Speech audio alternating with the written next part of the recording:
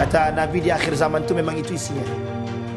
Saking banyaknya orang yang melakukan perselingkuhan hari ini. Itu karena apa? Karena menganggap dosa selingkuh itu biasa. Padahal kira-kira selingkuh itu dosa besar apa dosa kecil? Zina, Pak. Zina dosa besar. Kenapa orang tak pandang bahwa zina itu dosa besar? Kalau orang itu mindsetnya takut dengan Allah karena ini dosa besar, mesti mereka tidak melakukan. Kita ambil contoh. Di mana-mana isi berita di televisi itu perselingkuhan. Di mana-mana di televisi isinya seperti apa yang dikatakan Nabi dulu dalam hadisnya. Kata Nabi, kelak di akhir zaman tuh banyak orang-orang berzinah di jalan. Maksud berzinah di jalan tuh saking banyaknya orang yang berzinah, sampai-sampai ingin dibuat aturan bahwa yang suka sama suka, kalau dia berhubungan badan tidak zina, kalau perkosa baru zina. Kalau sempat itu kemarin deal habis kita. Untung tidak deal. Itu adalah gaya berfikirnya iblis. Assalamualaikum warahmatullahi wabarakatuh. Bapak, ibu, abang, kakak, adik, jamaah dimanapun berada. Man bana masjidan, siapa yang bangun masjid, manallah mislahu baitan fil jannah.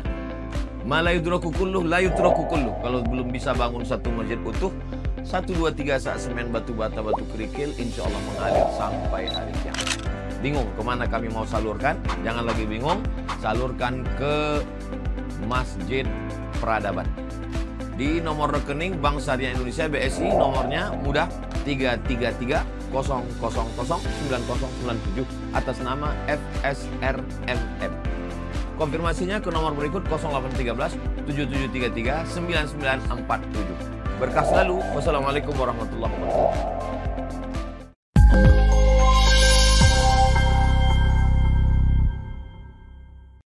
Penolakan kebenaran. Judulnya adalah penolakan kebenaran. Bisa dipahami Bapak Ibu? Judulnya penolakan kebenaran. Jadi Bapak Ibu sekalian yang berbahagia, merujuk kepada pemahaman ini Bapak Ibu, Allah berkata di dalam Al-Quran, kata Allah di dalam Al-Quran dalam surat Al-A'raf ayat 12 surat ke-7, kata Allah, qala ma mana'aka alla tasjuda idh amartuka qala ana khairun minhu khalaqtani min narin wa khalaqtahu min tin. Kata Allah di dalam Al-Quran, apakah yang menghalangimu untuk bersujud kepada Allah di waktu aku menyuruhmu? Iblis menjawab, saya lebih baik daripadanya, karena saya diciptakan dari api, sementara dia diciptakan dari tin.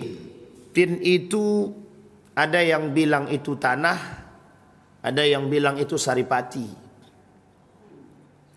Kalau saripati itu dapatnya juga dari tanah. Tapi di situ kenapa Allah tak gunakan kalimat minal ard gitu? Kenapa Allah gunakan tin? Ini pemilihan kata yang tidak sembarangan. Ini disebut dengan balaghah ataupun majaz atau spesial. Gharibul kalimah. Nah, dan itu dipelajari oleh para ulama terkhusus yang mempelajari ilmu Al-Quran, dan ini dikaji dalam gharibul kalimah fil Quran, dalam masalah kalimat-kalimat yang terdapat di dalam Al-Quran. Nah, dari ayat ini, itu sebenarnya ayat ini menunjukkan salah satu perintah yang Allah memerintahkan kepada seluruh makhluknya itu untuk bersujud kepada Adam alaihissalam. Tapi ada yang tak mau bersujud kepada Nabi Adam. Yang tak mau bersujud kepada Nabi Adam itu iblis. Makanya nanti Bapak Ibu, ada bahasa yang ilmiah sedikit gitu, namanya diabolisme. Diabolisme ini di dalam keilmuan itu diartikan sebagai menolak kebenaran ilmu, maka disebut dengan diabolis. Di dalam bahasa Yunani kuno, diabolis ini artinya iblis. Artinya apa? Iblis. Jadi sebenarnya orang-orang yang berpikiran seperti iblis. Nah, ini bahasanya guru saya. Kata guru saya dalam kitabnya Diabolisme, karangan Syamsuddin Arif. Dia berkata, kalimat diabolis ini disematkan kepada para pemikir Yunani dulu. Dan diartikan dalam bahasa Yunani kuno, arti diabolis ini ternyata iblis. Nanti kita lihat kesamaan karakter dan kesamaan makna itu. Di dalam ayat yang lain, Allah berkata, wa qala Musa inni udtu bi rabbi wa rabbikum min kulli mutakabbirin la yu'minu biyaumil hisab. Kemudian dalam ayat yang lain, innahu la yuhibbul mustakbirin. Kata Allah di dalam Al-Quran, Musa berkata, inni udtu bi rabbi wa rabbikum. Ta'awuz, berta'awuz, aku berserah diri, menjaga diri, kemudian kepada Sang Pencipta, kepada Tuhanku. Min kulli mutakabbir, dari segala perbuatan kesombongan yang ada dalam diri. Ada orang-orang yamshi 'alal ardi mutahawin atau haunan. Kemudian la yu'minu biyaumil hisab. Salah satu bentuk kesombongan para orang-orang yang sombong itu, mereka tidak percaya kepada yaumul hisab, hari kebenaran. Di dalam ayat yang lain Allah juga berkata, di dalam surat Ar-Ra'd, dalam surat Ar-Ra'd itu kata Allah, afaman ya'lamu annama unzila ilaika min rabbik al-haq kaman huwa a'ma innama yatadhakkaru ulul albab. Dalam ayat ini justru berbeda. Disampaikan, adakah orang-orang yang mengetahui bahwasanya apa yang diturunkan kepadamu dari Tuhanmu itu semuanya benar? Dan apakah itu benar dengan orang yang buta? Kebenaran itu sama dengan orang yang buta? Ini sebenarnya pelecehan. Hanyalah orang-orang yang berakal saja yang bisa mengambil pelajaran. Nah, Bapak Ibu sekalian yang berbahagia, ada 3 ayat yang kita bacakan pagi ini. Ayat yang pertama menunjukkan kesombongan, al-kibru. Al-kibru. Al-kibru oleh Imam Az-Zahabi dalam kitabnya Al-Kabair masuk dalam kategori dosa besar. Masuk dalam kategori dosa besar. Pembahasan khususnya di nomor 17 dari 70 dosa besar yang disimpulkan oleh Imam Az-Zahabi di nomor yang ke-17. Di nomor yang ke-17 itu Allah berkata di dalam Al-Quran tadi tentang Musa, bahwa ada kesombongan, yang kesombongan tersebut ditampakkan. Saking disebutkan kesombongan tersebut, yang tidak percaya dengan yaumul hisab. Ini cuma bagian kecil. Bagian kecil yang tidak percaya dengan yaumul hisab. Orang yang tidak percaya dengan yaumul hisab dianggap sebagai sebuah kesombongan. Dalam bahasa lain ini, itu disebut dengan pembangkangan. Disebut dengan bahasa lain pembangkangan.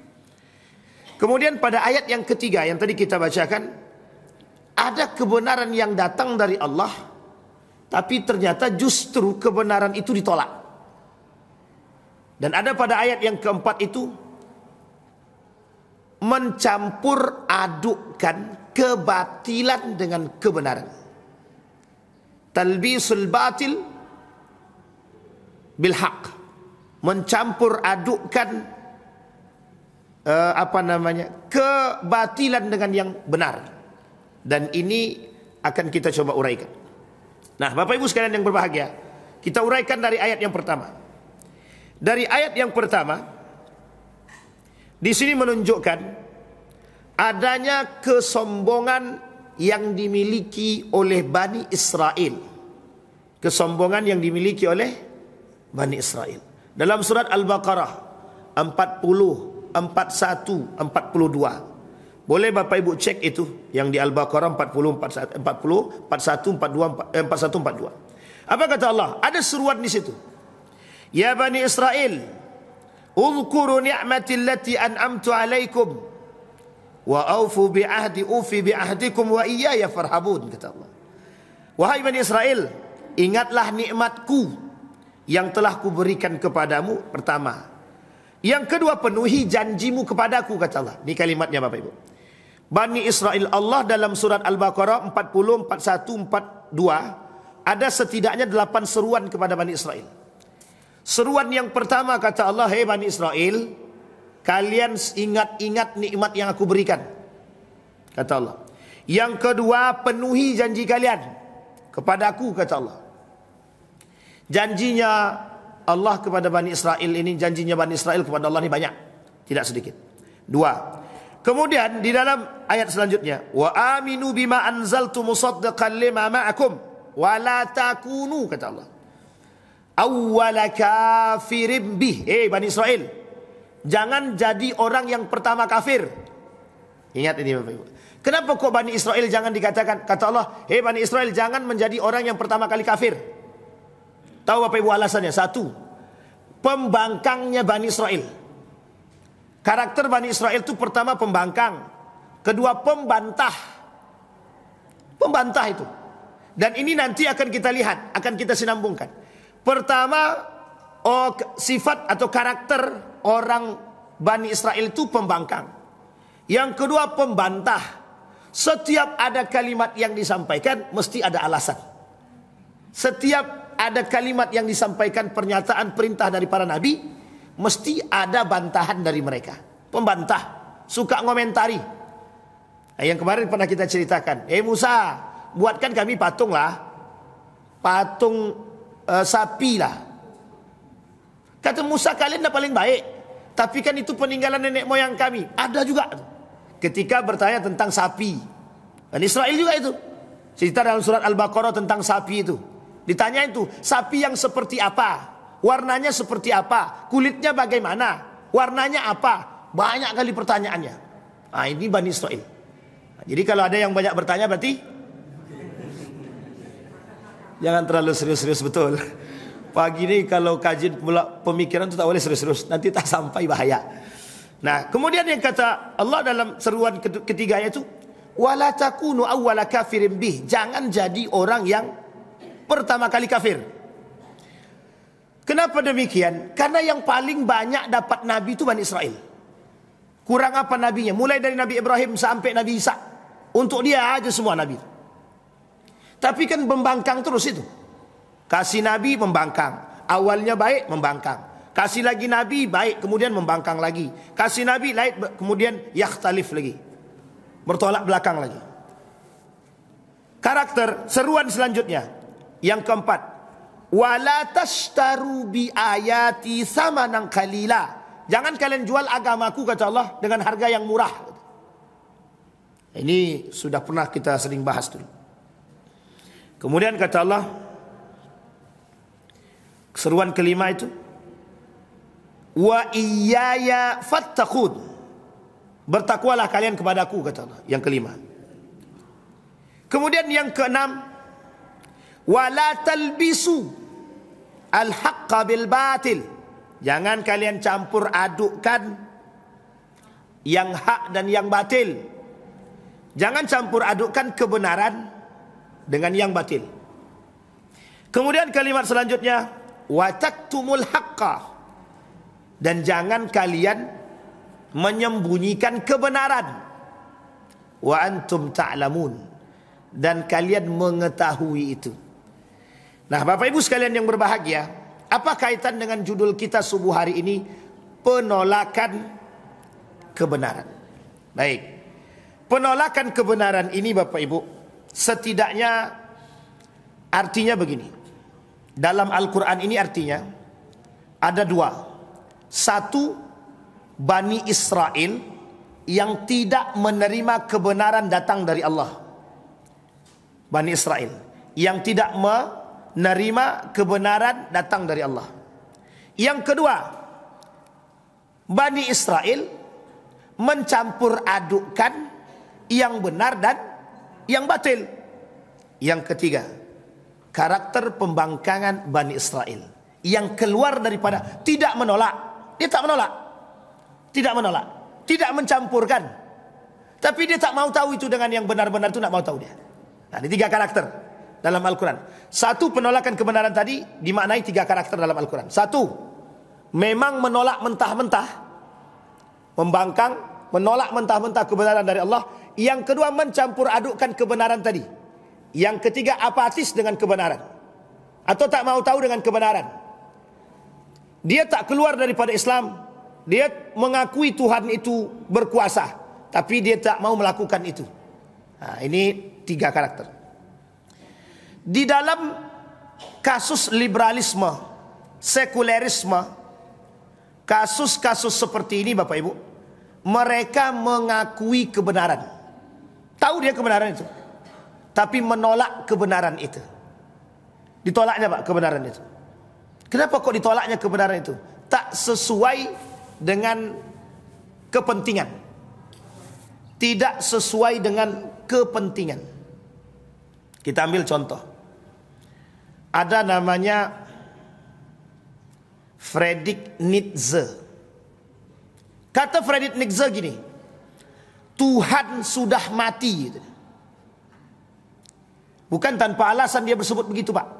Dulu di salah satu universitas di Jawa itu, mahasiswanya dia buat begini. Kata mahasiswanya dalam protes. Kata mahasiswa ditulis di situ, Tuhan sudah membusuk katanya. Itu umat muslim tuh yang buat. Tahun berapa itu? 2015an. Kata dia dibuatnya spanduk besar dengan tulisan Tuhan sudah membusuk katanya. Makna daripada tulisan ini, pernyataan ini sebenarnya begini. Kami tidak butuh Tuhan. Kalau kasusnya Friedrich Nietzsche itu tak begitu. Karena terjadinya pertikaian di antara banyak kasus yang dialami ketika itu. Dan ketika itu Friedrich Nietzsche bilang begini, mana nih para pendeta-pendeta ini?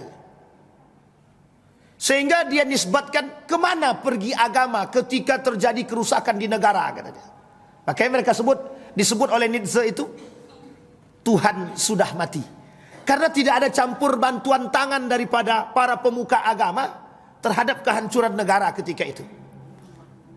Sama Pak, pola pikir yang sama ketika terjadi kekacauan di negara ini. Ada protes dari mahasiswa-mahasiswa, kalau saya tak salah itu Usuluddin itu.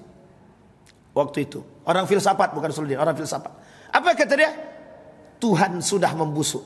Karena tak ada Tuhan dalam urusan kemana mereka ketika terjadinya kekacauan dan kehancuran gitu. Nah, ini konsep yang dimaksud. Jadi Bapak Ibu sekalian yang berbahagia, itu menunjukkan bahwa makna yang terkandung dari pernyataan tersebut, kami tidak butuh Tuhan. Kami ini tidak butuh urus atau campur tangan Tuhan. Yang kami butuhkan itu bagaimana semua ini aman dengan akal manusia yang cerdas-cerdas itu. Misal tata negara. Mana orang-orang pintar yang mengurus urusan negara? Panggil tuh yang ahli tata negara. Lah kok sembraut begini kok negara ini? Jadi kami tidak butuh Tuhan. Kami butuh manusia yang cerdas. Kami butuh manusia-manusia yang pintar untuk mengurus ini. Konflik. Mana? Kami tidak butuh Tuhan. Kami butuh pemimpin yang bisa mendamaikan konflik. Nah, ini yang mereka inginkan. Dalam dunia pendidikan misal, kami tidak butuh Tuhan. Yang kami butuhkan sistem pendidikan yang baik. Irlandia. Tahu Bapak Ibu Irlandia? Satu-satunya negara yang terkenal dengan perdamaian yang baik. Itu Irlandia. Sampai-sampai klakson pun tidak ada kata dia. Saking damainya. Tapi ateis. Ateis. Makanya mereka katakan, semakin tinggi tingkat ateis satu negara, semakin sejahtera kata dia. Kami perdamaian di Irlandia ini itu tanpa agama, sehingga lebih banyak ateis. Jadi mereka tak terima ateis itu. Maaf, mereka tidak terima orang-orang yang beragama. Nah, ini poin penting. Maksud ini apa? Menolak kebenaran. Allah ini benar apa tidak? Benar Pak. Allah ini benar. Yang datang dari Allah adalah kebenaran. Inilah yang ditolak. Itu yang pertama. Dan ini jelas. Orang kafir menolak kebenaran, maka disebut dengan dalam bahasa Arabnya kafir, yang menutupi diri dari kebenaran. Ada yang kedua. Tadi kan 3 karakter. Karakter yang kedua. Apa karakter yang kedua? Mencampur adukkan yang hak dan yang batil. Mencampur adukkan yang hak dan batil. Dan yang mencampur adukkan yang hak dan batil inilah melalui jalur pemikiran. Inilah yang disebut dengan karakternya iblis. Ini disebut dengan karakternya iblis. Dan nomor 2 tadi. Apa maksudnya karakter iblis itu? Berpikir dengan akal bagaimana sesuatu yang tidak bisa diterima dengan akal itu tidak usah diterima, kecuali yang bisa diterima oleh akal. Satu. Yang kedua, bagaimana membuat sesuatu yang kami tahu kebenaran itu, tapi kebenaran itu bukan untuk dilakukan, tapi untuk dicampurkan dengan yang batil-batil tadi. Ini bahasa teorinya. Kalau bahasa prakteknya begini, mencampur adukkan yang haram dengan yang halal, mencampur adukkan dengan yang salah dan yang betul. Nah, contohnya yang sudah pernah kita sampaikan. Kalau bahasa lainnya begini, kalau Islam bilang nikah beda agama itu tak boleh, mereka katakan, tapi bukan sembarangan mereka mengatakan boleh saja, tidak. Tapi mereka kaji dulu. Kenapa Al-Quran melarang nikah beda agama? Nah, sampai sini paham ya? Rujukannya, kajiannya Al-Quran.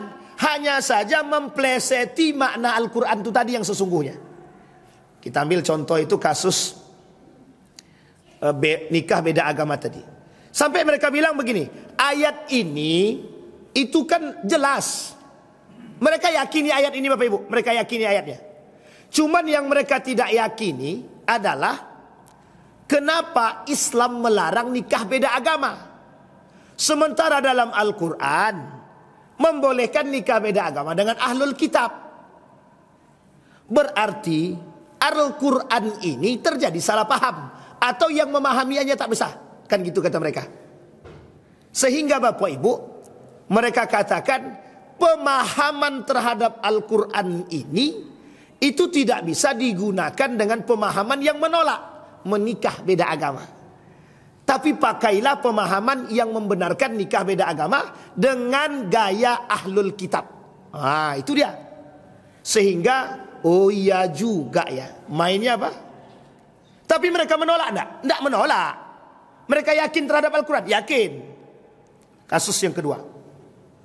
Kasus LGBT itu. Saya sampaikan Bapak Ibu hasil tulisan mereka tentang LGBT itu. Apa kata mereka tentang LGBT? Kata mereka begini. Secara nalar awam bisa saja dipahami bahwa LGBT ini sangat sesuai dengan nalar berfikir dan bisa dilegalkan secara konstitusional. Ini belum kita masukkan poinnya. Kemudian mereka katakan begini. Kalau ada orang yang tidak pro dengan LGBT, orang-orang seperti ini kata mereka, itu justru melanggar hak asasi manusia dan diskriminatif. Sementara Al-Quran, mereka gunakan dalilnya Al-Quran. Al-Quran menjaga hak setiap manusia. Sekarang Bapak Ibu kalau sampaikan begitu gimana kita? LGBT itu punya hak, dia manusia. Kalau kita katakan binatang tak mungkin, kita katakan iblis juga tak mungkin. Karena memang mereka manusia. Itu alasan mereka. Maka butuh namanya hak asasi manusia untuk menjaga mereka. Dalilnya apa? Islam menjaga setiap nyawa. Islam menjaga setiap nyawa. Ini gaya berfikirnya. Nah, Bapak Ibu, sekarang kita lihat. bagaimana cara berfikir kelompok diabolis atau yang berkarakter seperti iblis yang mencampur adukkan yang hak dan yang batil tadi. Yang pertama, karakter orang-orang yang menolak kebenaran dengan gaya berfikirnya yang tadi kita sampaikan pada karakter yang kedua tadi, yang mencampurkan yang hak dan yang batil. Karakter orangnya yang pertama selalu membangkang dan selalu membantah. Tapi bukan berarti, mohon maaf ya, bukan berarti ada orang yang membantah kita berarti dia diabolis. Kalau dia membantah kebenaran dari yang tidak benar, kemudian dibantah dengan alasan yang membenarkan, itu baik. Yang tak baik itu yang benar dijadikan salah. Sama seperti tadi, LGBT itu sudah jelas salah, tapi kemudian dibenarkan. Makanya kenapa Indonesia darurat LGBT? Setiap daerah sekarang banyak LGBT. 2 hari yang lalu nelpon seorang imam masjid, curhat tentang jamaahnya LGBT. Sudah punya anak 1. 1 hari sebelum itu curhat lagi. Ada seorang bapak-bapak curhat tentang tetangganya LGBT. Salat tiap hari di masjid, tapi dia LGBT Pak Ustaz. Tapi dia udah punya anak 2. Tadi semalam kemarin curhat pula kawan. Ustaz, Anda punya kawan Ustaz. Anda kira orangnya pokoknya baik Ustaz. Tingkahnya baik, anaknya enggak banyak tingkah lah artinya. Pendiam Ustaz. Tahu-taunya LGBT pula Ustaz. Astagfirullahaladzim. Saya bilang, ya Allah, dalam 1 bulan ini sudah lebih mungkin dari 10 orang yang curhat tentang LGBT. Itu bukan darurat lagi itu Pak. Sudah sampai di tenggorokan itu. Ini memang betul-betul serius seperti itu tentang LGBT. Kemarin kawan saya nelpon dari Pelalawan ke sana. Pelalawan itu. Di sini juga banyak Wan. Cuman kami belum dapatkan data validnya. Anak-anak sekolah nih. Nanti saya bantu carikan. Tapi sudah ada, sudah banyak, sudah mulai sampai ke sini. Nah, coba bayangkan Pak. Jadi memang serius nih LGBT ini Pak. Memang betul-betul serius. Bukan main-main. Memang betul-betul serius. Karena didukung itu Pak. Karena ada yang mendukung. Yang mendukung ini yang menjadi masalah. Nah, kembali kepada masalah kita tadi. Orang yang mendukung ini, mendukung LGBT ini, itu dalilnya cuma sederhana Pak. Cuma hak asasi manusia dan intoleran. Jadi hanya karena hak asasi manusia, mereka harus punya hak sama seperti kita. Dan kita harus bertoleransi dengan mereka. Apa yang diinginkan oleh kaum-kaum liberal tadi daripada itu? Kita yang hadir ini, yang menolak ini, mengaminkan LGBT itu. Yang kedua, kita memberi ruang gerak bagi mereka. Itu kan pilihan mereka, hak mereka untuk memilih. Inilah yang disebut dengan mencampur adukkan yang hak dan yang batil. Sampai di sini bisa dipahami, Bapak Ibu. Itu baru dalam persoalan itu. Dalam persoalan kehalalan dan keharaman, jangan Bapak Ibu campurkan yang haram dengan yang halal. Tidak akan bisa bercampur. Tidak akan. Ibarat minyak dengan air. Tidak pernah bersatu-satu. Ustaz, kami kan main kontraktor Ustaz. Tender. Untuk dapat tender itu kan harus pakai suap.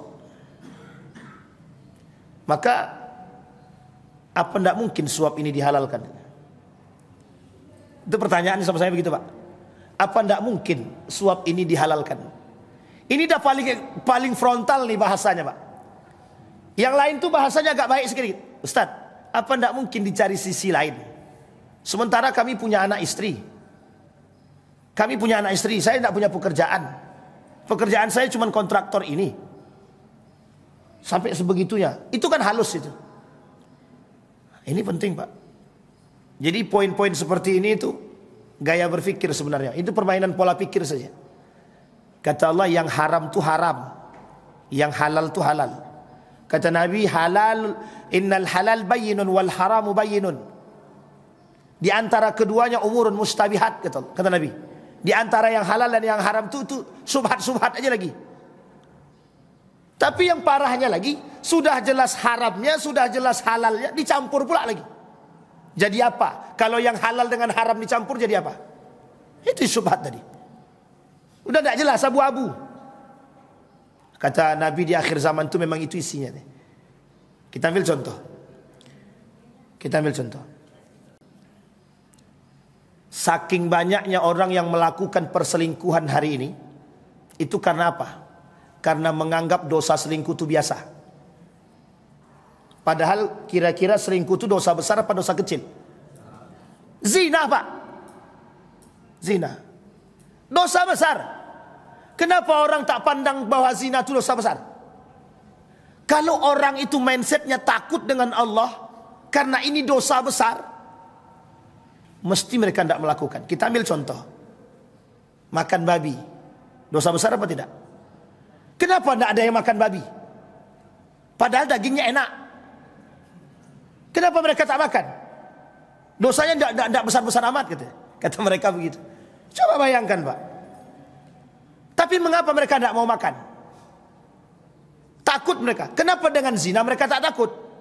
Ada kenikmatan, Pak Ustaz. Itu masalahnya. Dan ini gaya berpikir, Pak. Gaya berpikir. Kenapa saya katakan gaya berpikir? Gara-gara tidak dipandang zina itu sebagai dosa besar, dan penyampaian terhadap orang yang melakukan zina itu tidak serius terhadap ancaman Allah, sehingga orang menganggap Islam itu memandang bahwa zina itu dosa biasa. Pola pikir.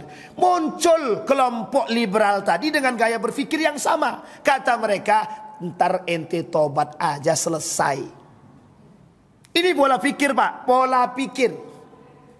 Pada poin yang ketiga, karakter yang ketiga, apatis, pragmatis. Terhadap apa? Terhadap persoalan yang seperti ini. Nah, ini poin penting, Pak. Jadi kalau kita termasuk orang yang apatis, pragmatis terhadap dosa-dosa besar, ya itu yang masalah kita hari ini. Makanya kenapa minum khamar tak bisa diberantas? Kenapa minuman keras itu tidak bisa diberantas? Banyak persoalan. Satu, karena urusan kepentingan. Yang kedua, karena dianggap minum khamar itu biasa. Ada cerita, itu ceritanya seorang pemuda itu. Dosa yang paling kecil di antara berzina, membunuh, dan minum khamar, mana yang paling kecil? Seorang pemuda alim dijebak di dalam rumah. 3 pilihannya. Berzina, kemudian membunuh, yang ketiga minuman keras. Mana yang dipilih sama dia? Yang paling kecil di antara 3 ini, semua 3 ini dosa besar. Tapi yang paling kecil di antara dosa besar 3 ini cuma minum khamar. Dipilihnya minum khamar, semua dibunuhnya. Perempuan diperkosanya, anak dibunuhnya. Dapat 3 sekali. Coba bayang. Gaya berpikir, Pak. Gaya berpengaruh siapa? Sehingga mereka anggap minuman keras ini biasa saja. Nah, ini penting, pola pikir. Dan ini karakter. Nah, sampai di sini bisa dipahami, Bapak Ibu, ya. Nanti baru kita lihat gaya apatis seperti ini, apakah masuk daripada karakter iblis tadi. Nah, kan ada karakternya membangkang dan membantah. Yang kedua, intelektual diabolik bersikap takabur. Nah, ini dia. Para orang-orang berilmu tadi yang mengatakan bahwa nikah beda agama itu tidak salah, melakukan riba itu tidak salah. Orang cuma pinjam aja kok, ngapain harus pakai campur tangan agama? Orang minjam uang itu kan urusan sosial, ngapain harus pakai campur tangan agama? Masalah LGBT itu kan urusan hak asasi manusia. Masalah pencampur aduan agama, sinkritisme, itu kan masalah pola pikir. Setiap orang berhak diatur oleh undang-undang, siapapun berhak memilih. Nah, ini dalil, ini alasan. Di sini dikatakan, orang yang berpikir seperti itu oleh para ulama disampaikan, orang seperti itu disebut dengan takabur, sombong, angkuh, congkak, arogan. Apa kata Nabi dalam hadisnya? Kata Nabi dalam hadisnya, al-kibru batalul haq wa ghamtun nas. Kata Nabi begini, sombong itu menolak yang benar dan meremehkan orang lain. Sombong itu kata Nabi batalul haq. Apa itu batalul haq? Menolak kebenaran. Wa ghamtun nas, meremehkan manusia.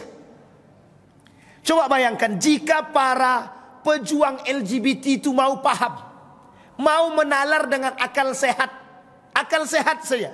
Andai kata, na'udzubillah min zalik ya, na'udzubillah, mayoritas itu LGBT, ada keturunan, punah semua Pak, punah, habis. Coba kalau mereka mau berpikir dengan sehat itu. Yang kedua, dan ini kasus Pak, dokter bercerita langsung, dokter, kami Ustadz sudah berkali-kali mengobati pasien LGBT, rata-rata punya penyakit akut. Coba bayangkan Pak, punya penyakit akut. Dan ini kan penyakit Pak, kok masih bisa dibela? Kan kami hanya membela haknya saja Pak Ustadz. Membela hak itu yang benar, bukan yang salah. Dan ini penting untuk dipahami. Nah, maka Bapak Ibu sekalian yang berbahagia, kata Nabi, nah kaitan itu dengan karakternya Bani Israel. Karakter Bani Israel itu pembangkang, pembantah, menolak kebenaran, sombong, angkuh. Itu adalah karakter daripada Bani Israel. Apa kata Bani Israel? Ngapain kami menyembah kepada Muhammad? Ngapain kami mengakui Muhammad Nabi? Uang Muhammad itu bukan dari golongan kami kok. Yang berhak jadi Nabi itu dari golongan kami. Selama ini Nabi itu dari kami. Sombong apa tak sombong? Kurang sombong apa? Kurang angkuh apa Bani Israel? Tapi uniknya, setiap didatangkan Nabi, baik, membangkang, membantah, keluar lagi. Nah, begitu terus menerus. Begitu terus menerus Bani Israel. Nah, Bapak Ibu sekalian yang berbahagia, sama ketika Musa, begitu juga. Makanya kata Syamsuddin Az-Zahabi, itu adalah dosa besar. Namanya al-kibru. Kenapa al-kibru ini masuk dalam kategori dosa besar? Kesombongan Pak, kesombongan. Orang yang menolak kebenaran dan dia tahu kebenaran itu, tadi kita sampaikan di awal, ada orang yang menolak kebenaran, ada yang mencampur adukkan kebenaran, ada yang apatis dengan yang salah tadi. Orang yang mencampur adukkan atau menolak kebenaran, orang yang selingkuh misalkan, orang selingkuh itu kira-kira tahu tidak kalau selingkuh itu dosa? Tahu apa tidak? Berarti menolak kebenaran. Tahu kalau selingkuh itu dosa, tapi kenapa dilakukan? Bayangkan Bapak Ibu, sekarang ini lagi tren Bapak Ibu, di mana-mana isi berita di televisi itu perselingkuhan. Di mana-mana di televisi isinya seperti apa yang dikatakan Nabi dulu dalam hadisnya. Kata Nabi, kelak di akhir zaman tuh banyak orang-orang berzinah di jalan. Maksud berzinah di jalan tuh saking banyaknya orang yang berzinah. Saking banyaknya orang yang berzinah. Ini unik Pak. Makanya bagusnya begini Pak. Kalau orang berzinah tuh bagusnya dirajam betulan. Dirajam, dicambuk atau dilempar batu. Atau diasingkan. Ditaruh di tempat terpencil sana. Ada hutan, agak-agak gimana sedikit hutan tuh, masukkan dia di situ. Tidak akan berzinah lagi dia tuh. Diasingkan. Yang satu kemana, yang satu taruh di mana.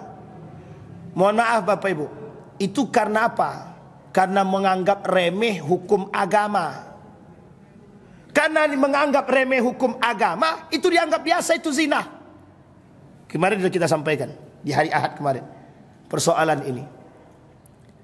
Sampai-sampai ingin dibuat aturan bahwa yang suka sama suka, kalau dia berhubungan badan tidak zina, kalau perkosa baru zina. Kalau sempat itu kemarin deal, habis kita.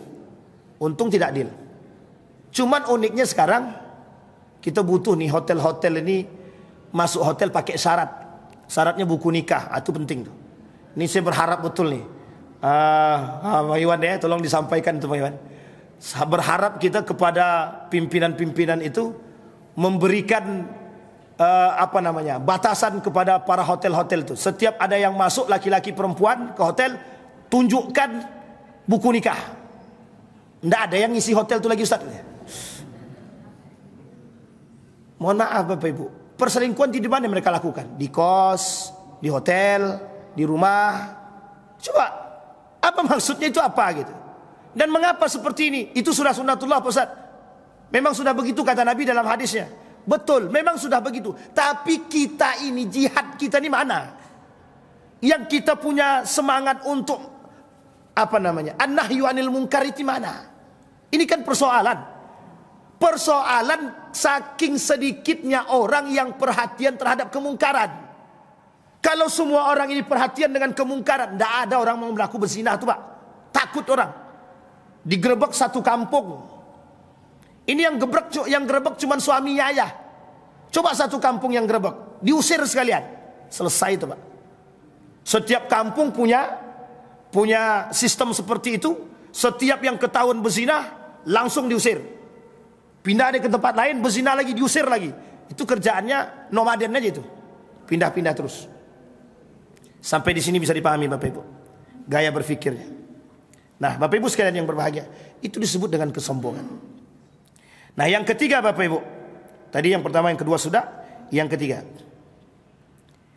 mengaburkan dan menyembunyikan kebenaran. Ini tiga ini. Yang pertama membangkang, membantah. Yang kedua tadi mereka angkuh, sombong, takabur, arogan, congkak. Yang ketiga ini mengaburkan dan menyembunyikan kebenaran. Ini disebut dengan diabolisme berpikir. Diabolisme berpikir itu adalah gaya berpikirnya iblis. Lebih tepat bahasa sederhananya, gaya berpikirnya iblis. Sekarang kita lihat Bapak Ibu. Ketiga gaya berpikir ini Bapak Ibu lihat di tengah masyarakat. Di tengah masyarakat. Kalau dalam urusan keseharian, kita mungkin nampak pada nomor yang ketiga. Mengaburkan dan menyembunyikan kebenaran. Karena ada kepentingan. Karena ada kepentingan, kebenaran tertutupi. Tertutupi. Karena ada pembenaran.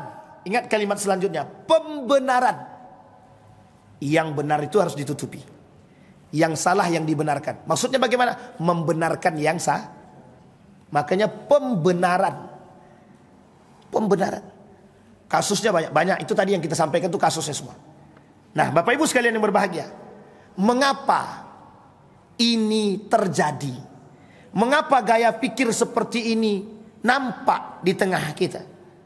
Karena Bapak Ibu sekalian yang berbahagia, ketika iblis, ini kita lihatin Bapak Ibu, kira-kira iblis mengakui Allah enggak?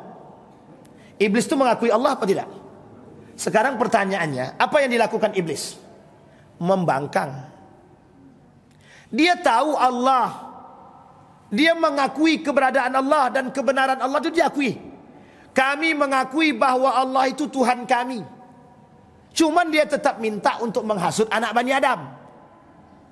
Apa tujuannya? Menyelewengkan anak Bani Adam ini dari kebenaran.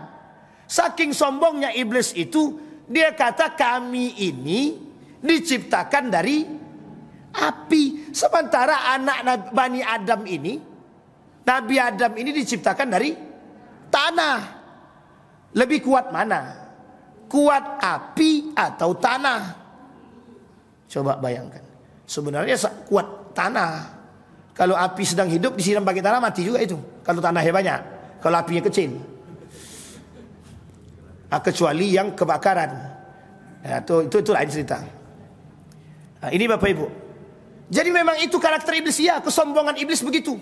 Saking sombongnya iblis katakan kepada Tuhan, kami diciptakan dari api sementara manusia diciptakan dari tanah. Kok kami diperintahkan untuk sujud kepada manusia? Kan kesombongan. Kemudian dihasutlah oleh iblis agar anak Bani Adam ini membantah dan membangkang kepada Allah. Inilah yang disebut dengan, makanya bahasa Yunani kuno itu, diabolis itu diartikan pemikiran iblis. Jadi diartikan, artinya apa? Orang-orang yang berpikir seperti itu, seperti yang tadi kita sampaikan, itu berkarakter seperti Jadi muncul pertanyaan, berarti orang liberalisme, sekulerisme itu iblis, Ustaz? Itu yang jangan sampai begitu pula kita. Artinya karakter dan gaya berpikir. Karakter dan gaya berpikir.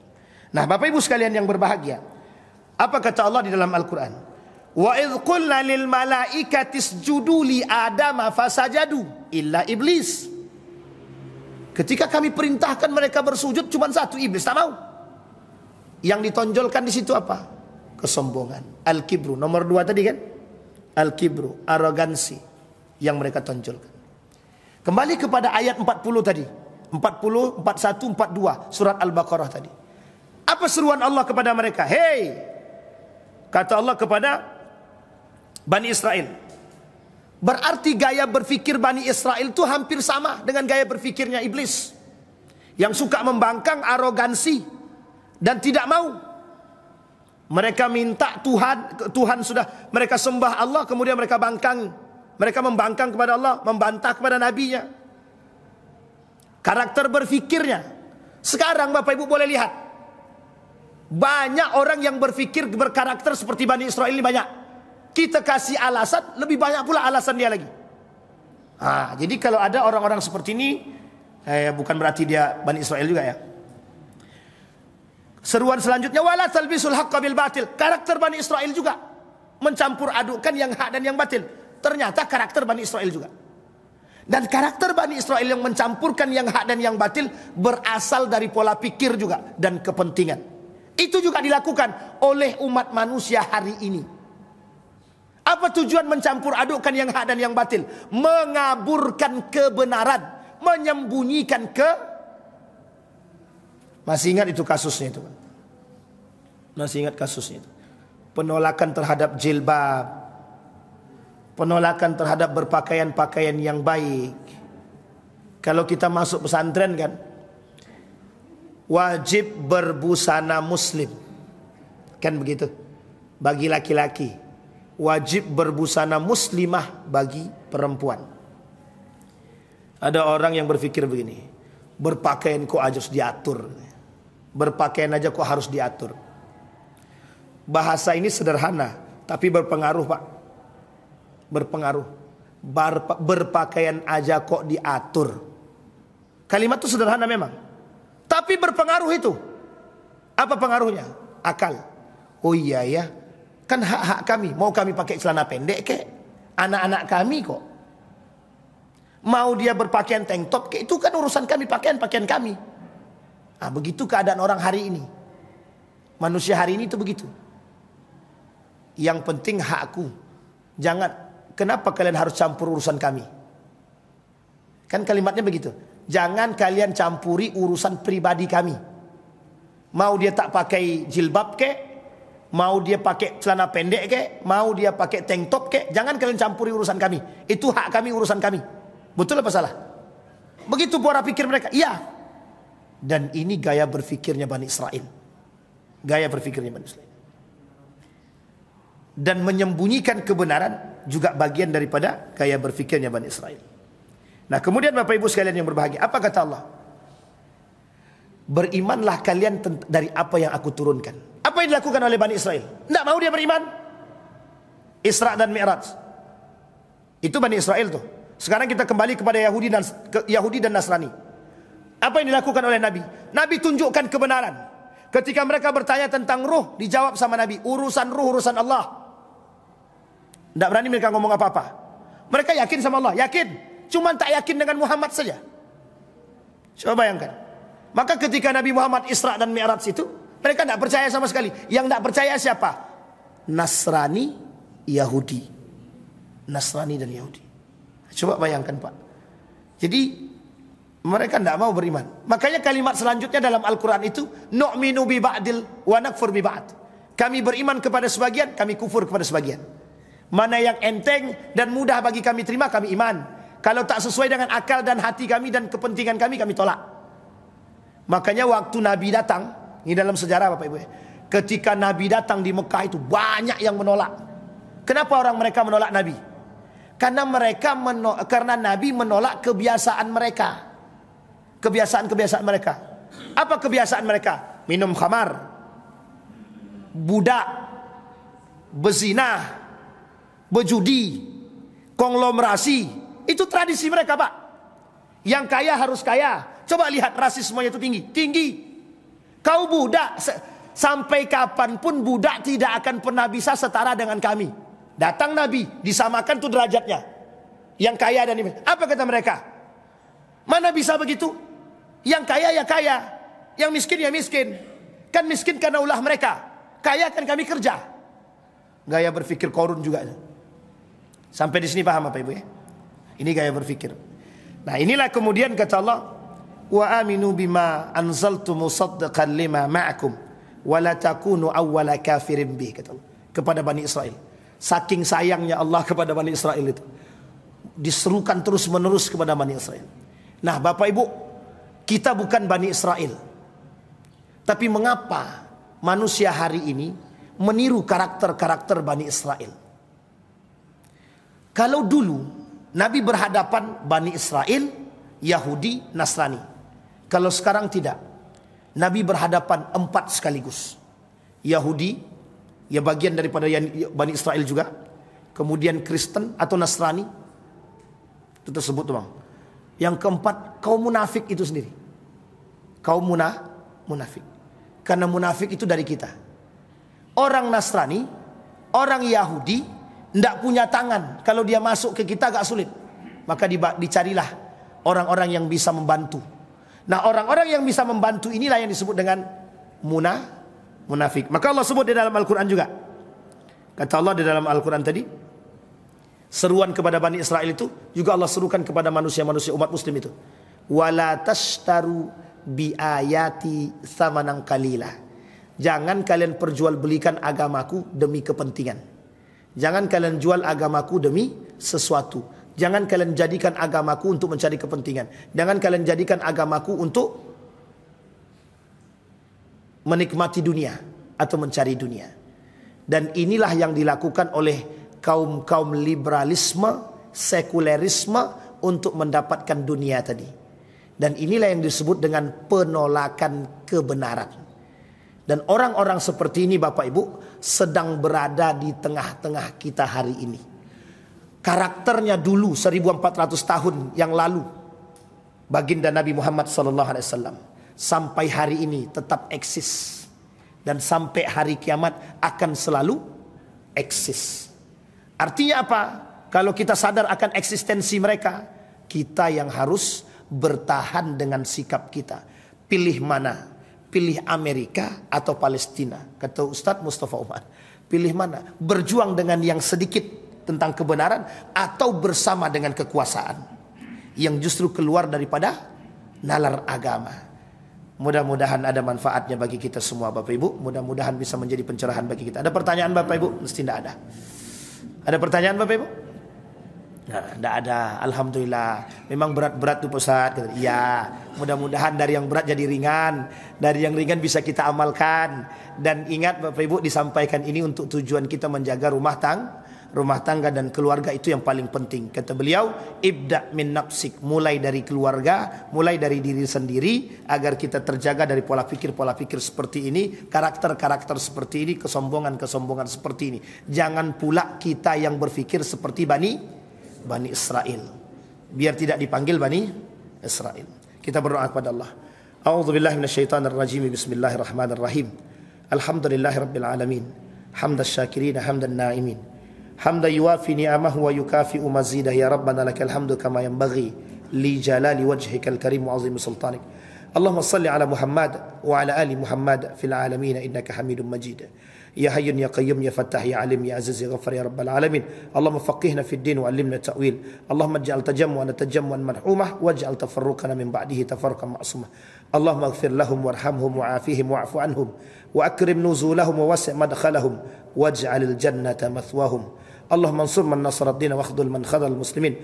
Allahumma ansur ikhwanana al-mujahidin fi Palestin wa fi Gaza wa fi kulli makan. Allahumma dammiril yahud. Allahumma ahlikil kafarata wal mubtadi'ata wal musyrikin a'da'aka a'da'ad din. Allahumma ij'al tajammu'ana tajammu'an marhumah waj'al tafarruqana min ba'dihi tafarruqan ma'sumah. Allahumma ighfir lana dhunubana wa dhunuba walidina warhamhuma kama rabbayana shighara. Allahumma akhtimna bi husnil khatimah wa la takhtimna illa bi husnil khatimah. Rabbana atina fid dunya hasanah wa fil akhirati hasanah wa qina azabannar. Walhamdulillahirabbil alamin. Assalamualaikum warahmatullahi wabarakatuh.